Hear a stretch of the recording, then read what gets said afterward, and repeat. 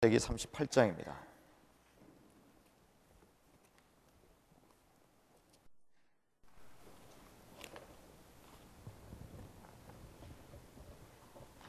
창세기 38장 1절에서부터 11절까지의 말씀을 같이 한번 교도하도록 하겠습니다. 창세기 38장 1절에서 11절입니다. 제가 먼저 2절 읽겠습니다. 그 후에 유다가 자기 형제에게서 내려가서 아둘람 사람 히라에게로 나아가니라. 유다가 거기서 가나안 사람 수아라 하는 자의 딸을 보고 그를 취하여 동정. 그가 잉태하여 아들을 낳음에 유다가 그 이름을 엘이라 하니라.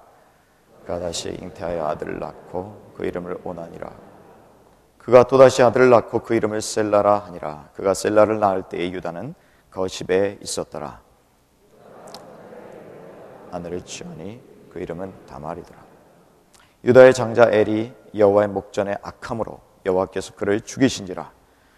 유다가 오난에게 이르되 내 형수에게로 들어가서 남편의 아우의 본분을 행하여 영을 위하여 씨가 있게 하라.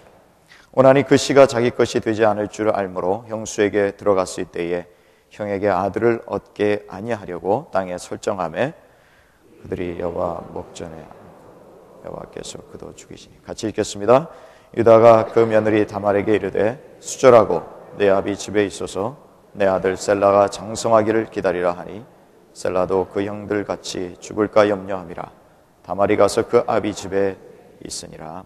아멘.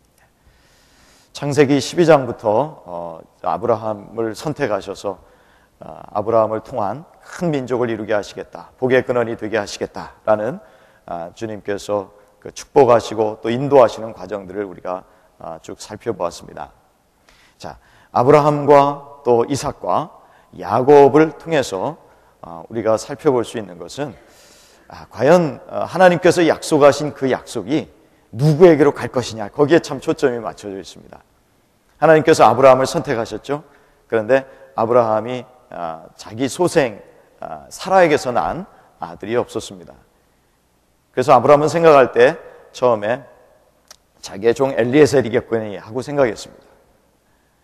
자, 하나님께서는 그도 아니다, 내게서 날짜다. 그랬더니 조금 있다가 이제 하갈을 통해서 이스마엘이 나왔죠. 하갈을 통해서. 그래서 이스마엘인가 보다, 그렇게 생각했습니다. 근데 하나님께서는 그도 아니라 그러시죠. 결국에는 누가 아브라함의 상속자가 되느냐, 그 복의 근원의 상속자가 되느냐, 그것은 바로 이삭이었습니다. 자, 이삭이 이제 하나님의 그 복의 상속자가 되었는데, 축복의 상속자가 되었습니다. 자, 그리고 나서 과연 또 누가 그 상속을 이어갈 것이냐. 쌍둥이가 태어나죠. 에서와 야곱이 태어납니다. 그러나 벌써 태어날 때부터 하나님께서 그 둘 중에 누가 상속자가 될 것인지를 분명히 선택하셨습니다. 큰 자가 작은 자를 섬기리라. 그래서 분명히 보면 여기서부터 먼저 쌍둥이지만 먼저 태어난 에서가 형이지만, 그러나 이 상속을 이어갈 자는 바로 야곱이구나 라는 것을 알 수 있습니다. 우여곡절 끝에 야곱이 드디어 그 상속자로서의 축복을 받고 돌아옵니다. 돌아올 때 그는 11 아들을 데리고 가나안 땅으로 돌아오게 됩니다. 자, 이제 조금 있다가 12번째 베냐민을 낳고 라헬이 죽습니다만, 자, 이제부터 펼쳐질 이야기에서는 우리가 어디에다 중심을 둬야 되느냐, 상속자는 누군지 다 밝혀졌어요. 그리고 그 12명의 아들들 가운데 이제는 누가 리더십을 갖느냐, 여기에 이제 초점이 맞춰지는 것입니다. 그래서 37장에 보시면 누가 제일 먼저 등장하느냐 하면은 요셉이 등장합니다. 나중에 이제 야곱이 자기 아들들을 쭉 축복할 때에 결국엔 요셉이 11번째 아들이지만 그 11번째 아들이 하나님께서 주신 장제 축복을 받는 것으로 갑니다. 그러니까 요셉의 아들들은 둘이죠. 므낫세와 에브라임입니다만은, 거기에서도 므낫세가 형이고 에브라임이 동생입니다만은, 그러나 누가 또 주도권을 줍니까? 바로 에브라임, 동생이 또 거기에 주도권을 주게 됩니다. 37장에 보시면 요셉의 이야기가 나오고 요셉이 형들에게 팔려가는 그러한 장면들을 우리가 볼 수 있습니다. 요셉에게서 그렇게 흠을 여러분 잡을 수가 있습니까? 한번 37장을 여러분들이 어저께 읽어보셨으면 아시겠습니다만 요셉이 그렇게 나쁜 소년이 아니었습니다. 자기의 이복 형들이 하는 일들을 아버지께 고했다 그랬는데 그런 잘못된 일들을 고하는 사람도 있어야 되지 않겠습니까? 고자질을 했기 때문에 그 나쁜 참 아이다 이렇게 생각할지 모릅니다만 그러나 잘못하고 잘한 일들이 있으면은 그것을 누구에겐가 이야기를 해서 교정을 시켜줘야 합니다. 그것만 가지고 우리가 요셉이 어떻게 보면은 팔려갈 짓을 했다 이렇게 얘기할 수는 없습니다. 사실은 그렇게 팔려갈 수밖에 없었고 고난받을 수밖에 없었던 것은 요셉의 잘못이 아니고 아버지 야곱의 잘못이 큽니다. 왜 그렇습니까? 37장에 보시면 야곱이 자기 아들을 위해서 채색 옷을 지어 입혔기 때문에 형들이 그를 미워한 것이었죠.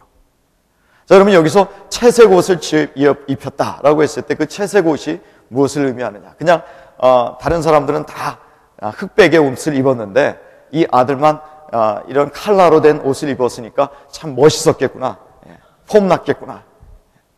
사실 그런 의미가 아니고 채색 옷을 지어 입혔다라는 의미는요, 그 아들을 갖다가 권위를 줬다라는 의미입니다. 그러니까 그 아버지도 이 많은 아들들이 있지만 그 아들들 중에서 어떻게 너희들은 다 싹수가 노래, 요셉만이 과연 이 어떤 축복의 상속권을 이어갈 사람이야라는 것을 이미 알고 그 아들을 채색 옷을 입혀서 높였다라는 것입니다. 그런데 여기에다가 불을 지른 사건이 나오죠. 그게 뭐냐면 꿈꾼 것을 이야기합니다. 거기서 꿈을 꾸었는데 결국 요점이 뭡니까? 내가 형들보다, 더욱이나 아버지 어머니보다 내가 더 높아질 거예요, 이거죠. 내가 참 리더가 될 거예요. 바로 그것이 꿈이었습니다. 그러니까 37장에서 나오는 이야기는 뭐냐면은 이 아들들 가운데 리더는 누구냐? 요셉이다. 이것을 우리에게 보여주고 있는 것입니다. 근데 여러분, 우리가 이스라엘의 가나안 땅에 들어가는, 요단강을 건너서 가나안 땅에 들어가는 우리 두 명의 지도자들을 우리가 볼 수 있습니다. 물론 한 명의 지도자고 한 명은 2인자입니다만은 모세의 뒤를 이어서 지도자가 된 사람이 누구냐 하면 여호수아죠. 여호수아는 에브라임 족속입니다. 자, 그런데 만년 2인자가 있습니다. 그러나 그 사람도 참 훌륭한 지도자감이죠. 12명의 정탐꾼들 중에서 여호수아와 같이 하나님 앞에 말씀에 순종했던 믿음의 용사가 있습니다. 그 사람은 누구입니까? 갈렙입니다. 갈렙은 어느 족속입니까? 유다 족속입니다. 자, 이스라엘 백성 중에 이스라엘의 남유다와 북이스라엘로 나눈다면은 남쪽에는 유다, 그 다음에 북이스라엘의 10지파 중에서 리더십을 가진 족속은 에브라임 족속이었습니다. 그래서 38장에 나오는 이야기는 뭐냐면은 바로 유다의 이야기를 다루고 있습니다. 왜냐하면 이스라엘 역사상 크게 주도권을 쥔 두 지파의 이야기를 끌어내기 위해서 바로 여기에서 유다의 이야기를 하고 있는 것입니다. 유다는 나중에 메시아의 조상이 됩니다. 이 요셉, 그러니까 므낫세 에브라임, 바로 이 요셉 지파에게는 하나님께서 장자의 축복을 주셨고, 유다 족속에게는 어떻게 해요? 왕의, 너희 유다 족속 중에서 왕이 나올 것이다. 그 왕의 축복을 주신 것입니다. 근데 오늘 여기에 보면은 요셉은 그래도 의로운 사람으로 묘사되고 있죠. 앞으로도 전개될 쭉 사건들을 보면, 보디발의 아내와 동침하지 않으려고 도망하고 그래서 옥에 갇히고, 참 이러한 하나님 앞에서 순결함을 지키려고 노력하면서 하나님께서 결국에는 애굽의 총리로 부르시는 그러한 축복을 받게 됩니다. 하나님 말씀 가운데 순종하려고 하는 순수한 마음이 있던 것을 우리가 요셉을 통해서 알 수 있습니다. 여러분, 그러나 유다는 어떻습니까? 오늘 쭉 말씀을 보면 우리가 11절 이후에는 안 봤습니다만 참 어떻게 보면은 낯뜨거운 장면이 아닐 수 없습니다. 이 유다도 나중에 자기 며느리와, 물론 원래 알고서 관계를 맺은 것은 아니지만, 그러나 이것을 어떻게 보면은 마치 롯이 자기 두 딸들과 관계를 맺은 것하고 우리가 관련지어서 생각할 수 있죠. 하나님께서 롯과 그 자손들, 암몬과 모압 족속은 뭐라 그랬냐면 목욕통이라고 그랬어요. 목욕통이라. 그러니까 그 자손들에 대해서 하나님께서 저주하신 것이죠. 그러나 하나님께서 오늘 이 장면에서 보면은 며느리와 관계해서 나왔던 그 베레스와 세라를 통해서 결국에는 다윗 왕이 나오고 결국에는 그를 통해서 메시아가 나오는 그러한 역사를 우리에게 보여주면서 우리가 뭔가 교훈하려는 것이 있다라는 것입니다. 38장 1절에 보면은 그 후에라고 기록되어 있습니다. 그 후에가 무슨 때입니까, 여러분? 바로 유다가 자기 형제들 가운데서 뭐라고 발언을 합니까? 요셉을 갖다가 죽이지 말고 애굽에다 팔아넘기자, 이런 거죠. 팔아넘기자. 그 후에라는 사건입니다. 유다와 르우벤을 보면은요, 르우벤은 장자였지만은 자기 서모 빌하와 관계를 맺어서 나중에 결국은 장자에서 떨어져 나갑니다. 자, 그런데 유다는 그런 면에서 별로 르우벤하고 다를 바가 없습니다. 르우벤은 오히려 더 마음이 어떻게 보면 더 넓은 사람입니다. 왜냐하면 자기 요셉을 갖다가 구덩이에 쳐넣었지만은 나중에 요셉을 구출하려고 하는 것이죠. 그러나 유다는 어떻습니까? 자기 동생을 팔아 넘깁니다. 자, 그런 면에서 보면 르우벤하고 비교해 봤을 때도 그렇게 인간성이 좋지 않습니다. 자기 동생 팔아 넘겼잖아요.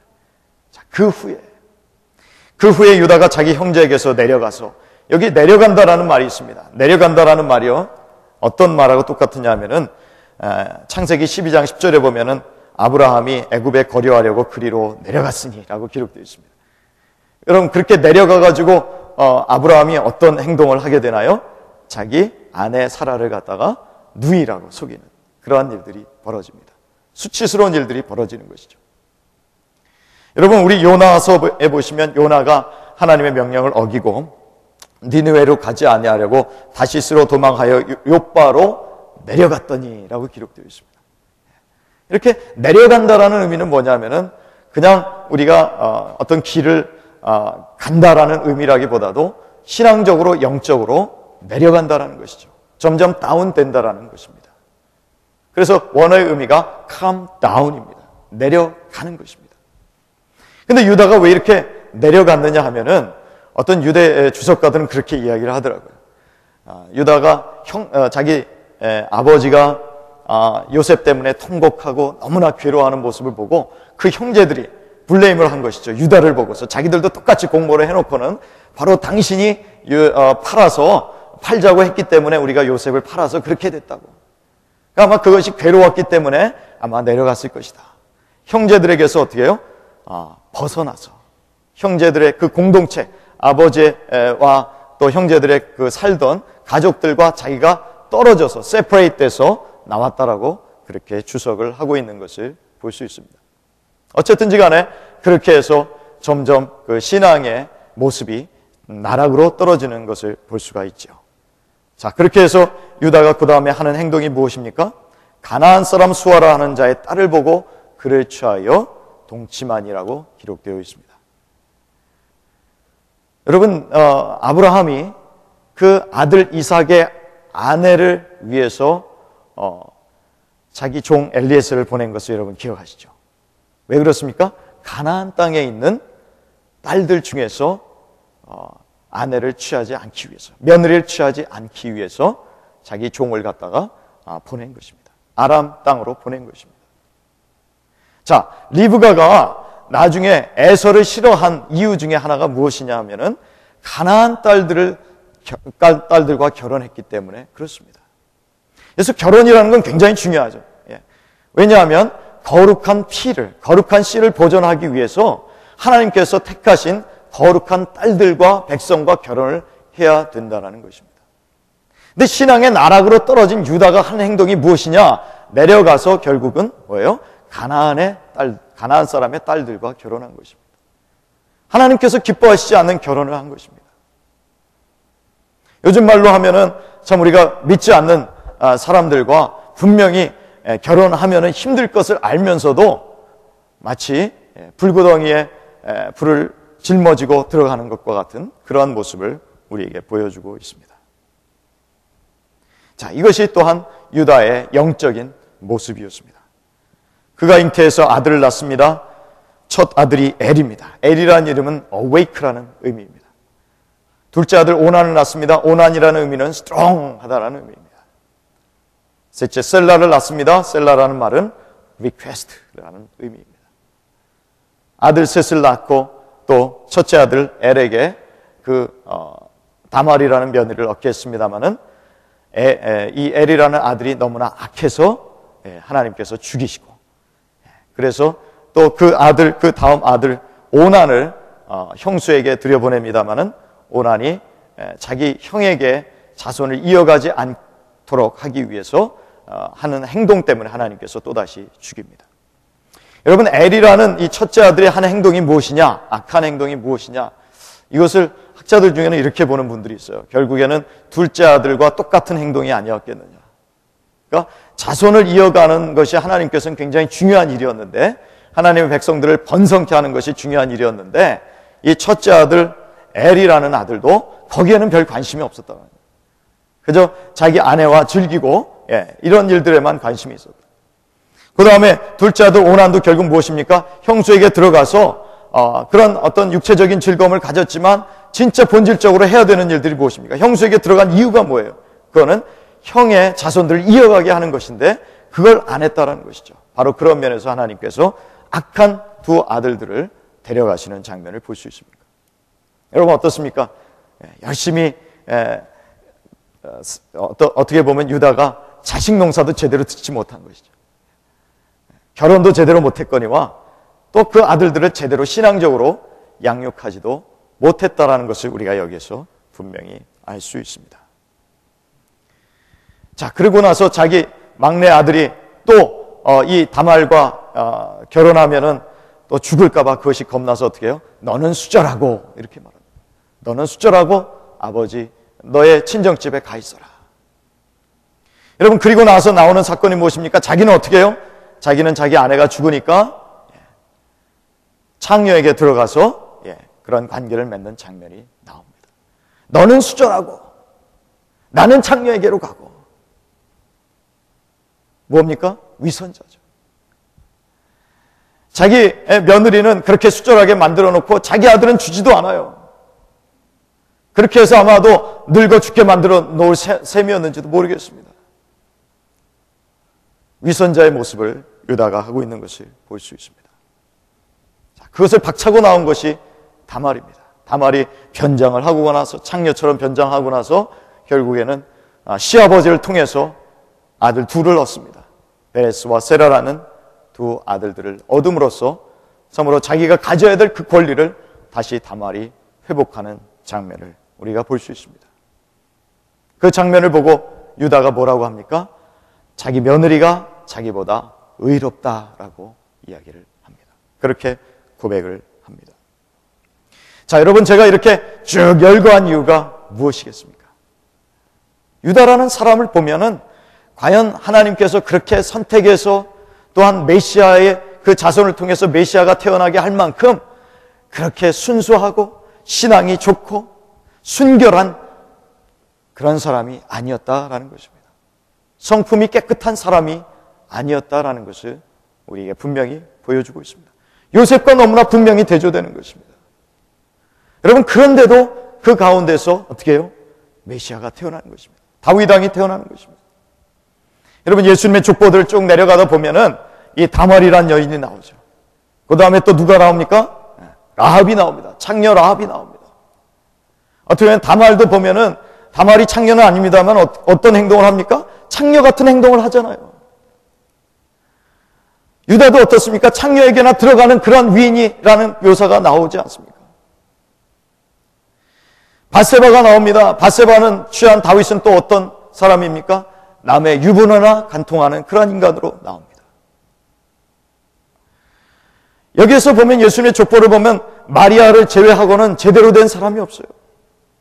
자, 룻은 어떻습니까? 이방 여인이지 않습니까? 모압과 암몬 족속. 여러분, 우리가 예수 믿는 사람으로서 생활하다 보면은 간혹 이런 회의가 들어요. 야, 저 사람도 하나님이 택하셨을까? 저 인간도 하나님이 과연 택하셨을까? 여러분이 결혼해서 남편과 아내로서 쭉 살다 보면은 사실 그런 생각이 들 때도 혹시 있는지 모르겠습니다. 야, 저 사람은 어렸을 때부터 모태신앙이라고 하면서 신앙생활을 했는데도 왜 아직도 저 모양일까? 왜 인간성이 저 따위일까? 왜 저렇게 이기적일까? 왜 저렇게 돈만 알까? 하나님이 택하신 사람인데 그래도 나 만나서 결혼하고 20년, 30년 신앙생활 했으면 좀 변화해야 되는데 왜 저렇게 아직도 뺀질뺀질하고 교회에 가려고 그러면 싫어하고? 과연 하나님께서 저 사람을 택했을까? 우리가 과연 그런 회의가 들 때가 있다는 것이죠.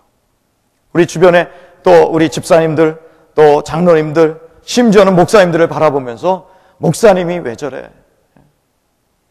신앙의 지도자가, 교회 지도자가 왜 저래? 우리가 참 그런 면에서 실망하는 그러한 구석들이, 그러한 모습들이 우리에게 있을 수 있다는 것입니다. 저는 이 말씀을 보면서 그렇게 생각을 합니다. 여러분, 그럴 수 있다. 여러분, 유다를 하나님께서 먼저 택한 것 아니겠습니까? 유다를 먼저 택해서 그 야곱의 자손 가운데 넷째 아들로 태어나게 하신 것 아니겠습니까? 먼저 택하셨어요. 그 가운데서 신앙교육도 받게 했어요. 하나님의 백성으로서 살 도리를 알게 하셨어요. 그러나 하는 짓을 보면은 우리가 전혀 본받고 싶은 그러한 신앙적인 삶이 아닙니다. 그러나 어쨌든 하나님께서는 그를 택해서 그를 통하여 하나님께서 훈련시키시고 연단시키시고 깨지게 하시고 나중에 하나님께서 참으로 그 백성의 메시아가 태어날 혈통을 이어갈 조상이 되게 하셨다라는 것입니다.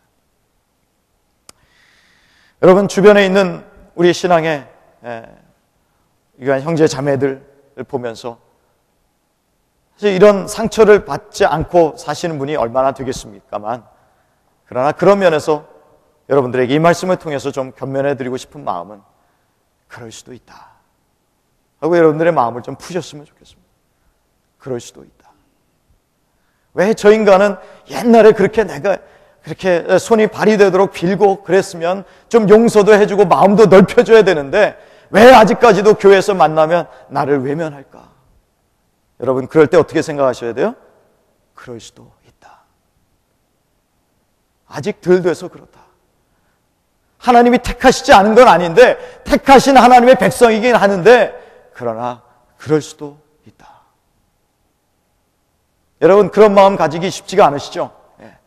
저 사람 꼭 어떻게 생각해요? 저 사람은 택하지 않았을 것 같다는 생각이 우리 마음에 들어요. 설마 하나님이 저 사람을 택했을까? 그러나 여러분, 좀 더 이러한 말씀들을 통해서 교훈을 얻었으면 좋겠습니다. 우리가 그렇게 어떻게 보면은 지저분하다고 생각하는 그런 사람들을 통해서 하나님께서 백성들을 일으켜 세우시고 지도자들을 세워주시고 왕을 세워주시고 그 혈통 가운데 메시아를 오게 하셨다라는 것입니다. 그렇다고 해서 우리 중에서 참으로 성숙되지 못하고 열매 맺지 못하는 사람들에 대해서 면죄부를 주자라는 것은 아닙니다. 이것은 여러분들의 신앙생활의 유익을 위해서 말씀드리는 거죠. 그럴 수도 있겠구나. 그러면서 우리 자신들을 바라봤으면 좋겠어요. 과연 나는 어떤가? 다른 사람을, 내 옆에 있는 내 남편, 내 시아버지, 시어머니, 또 나와 같이 신앙생활하는 공동체의 집사님, 장로님, 이런 분들을 바라보기 전에 과연 내 자신을 한번 돌아보시기 바랍니다. 내 모습은 과연 어떤가? 나는 혹시 유다처럼 참으로 어떻게 보면 그런 위선자가 아닌가? 겉으로만 번지르르 하고 속으로는 죄 지을 생각, 그런 것이 머릿속에 가득한 사람. 머릿속에 가득하지는 않지만 그러나 참으로 그 죄 지을 생각 때문에 때때로 내가 역시 또한 그런 위혹에 빠질 수 있는 그런 사람은 아닌가? 그런 사람과 과연 유다와 또 그렇지 않은 사람과 얼마나 차이가 있겠습니까?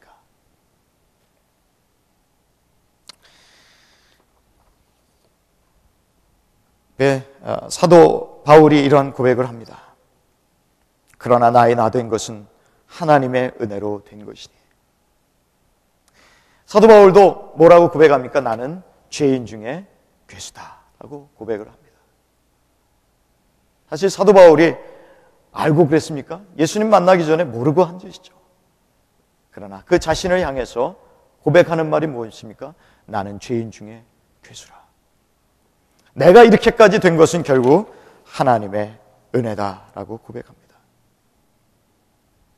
하나님의 자격 없는 자들, 자격 없는 자인 자기를 주님께서 사용하셨다라는 것을 오늘도 고백하는 것입니다. 여러분, 우리를 택하신 하나님의 뜻이 얼마나 신비한지 오늘도 우리가 좀 깨달았으면 좋겠습니다. 여러분 자신은 과연 나는 하나님께서 택하실 만큼 나는 괜찮은 사람이야. 나는 그래도 괜찮아. 하나님께서 택하실 만큼 나는 자격이 있어. 사실은 여러분 자격이 없는데 우리가 그렇게 생각하는 착각에 빠질 수도 있다는 것입니다. 하나님께서 우리를 구원하신 구원은 무엇입니까? 디도서 3장 5절에 보면 우리를 구원하시되 우리가 행한 바 의로운 행위로 말미암지 아니하고 오직 그의 긍휼하심을 따라 중생의 씻음과 성령의 새롭게 하심으로 하셨나니. 유다를 선택하시고 하나님께서 선택하신 계속해서 그를 세우시고 또 훈련시키신 것도 하나님의 긍휼하심이었습니다. 사도 바울을 세우시고 그를 사용하신 것도 하나님의 긍휼하심이었습니다. 의로움이 아니었습니다. 마찬가지로 여러분들을 세우시고 선택하시고 하나님께서 사용하시는 것도 무엇입니까? 하나님의 긍휼하심입니다. 오늘도 하나님의 긍휼하심 가운데서 여러분들의 마음이 풀어졌으면 좋겠습니다. 여러분들의 마음이 쉼을 얻었으면 좋겠습니다. 여러분들이 다시 한번 감격을 회복했으면 좋겠고 여러분들의 마음이 넓어졌으면 좋겠고 그런 하나님의 은혜를 체험한 사람답게 여러분의 마음이 좀 더 사랑으로 가득 찬, 긍휼로 가득 찬 여러분들이 되었으면 좋겠습니다. 결국은 죄인들을 통해서 역사하시는 우리 주님의 은혜, 그것을 오늘도 우리 한번 깨닫고 하나님 앞에 나아가는 귀한 시간이 되기를 원합니다. 같이 한번 기도하도록 하겠습니다. 하나님 아버지 감사합니다. 오늘도 주님께서 유다의 삶을 통해서 우리에게 말씀하시는 바를 오늘도 우리가 듣기를 원합니다. 우리가 유다와 다를 바가 없다고 생각하는지, 유다나 나나 참으로 다를 바가 없는 동일한 그러한 죄인으로 생각하는지, 사도 바울처럼 나는 죄인 중에 괴수라고 고백하는지, 아니면 나는 구원받을 자격이 있고 나는 쓰임받을 자격이 있는 사람이라고 생각하는지, 하나님 앞에서 우리 자신들을 다시 한번 점검해 볼 수 있기를 원합니다. 하나님 오늘도 우리에게 찾아와 주시고 하나님께서 우리를 구원하신 그 큰 사랑, 그 긍휼하심, 그 큰 자비를 다시 한번 깨달아 알게 하여 주옵소서. 우리가 함부로 남을 정죄하지 말게 하여 주시고 함부로 하나님 앞에서 우리의 의로움을 드러내는 자들 되지 않도록 도와주옵소서. 이 모든 말씀 예수님의 이름으로 간절히 기도드리옵나이다.